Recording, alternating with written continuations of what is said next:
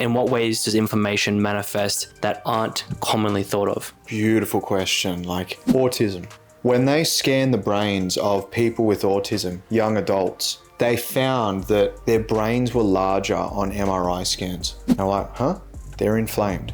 They're literally swollen. We're living in a day and age where there is so much low-level inflammation going on all the time that can be behind addiction. If there is consistent levels of inflammation in the body, that can throw out the body's capacity to have appropriate fuel to make things like serotonin. Serotonin has to do with our mood, our capacity to feel calm, our capacity to feel happy, our capacity to be focused. It can throw out things like dopamine. Dopamine is our primary motivational neurotransmitter. That can become deficient and thrown out as a result of inflammation. What can this look like? Phobias, low self-esteem, addiction, insomnia, social anxiety, all of these conditions, chronic disease, autoimmune disease, rheumatoid arthritis, multiple sclerosis, type 2 diabetes, ulcerative colitis, they're all conditions that are based. So we can see when we look at so many of the challenges that human beings face nowadays in the brain and in the body, inflammation's largely got a part to play under the surface. And again, it's invisible. We're just like, oh, they just don't want it. I remember being in a car recently and I was sharing of an experience with a woman and she said, oh yeah, I was dealing with chronic fatigue. And I remember her partner in the back going, yeah, I think it's just laziness.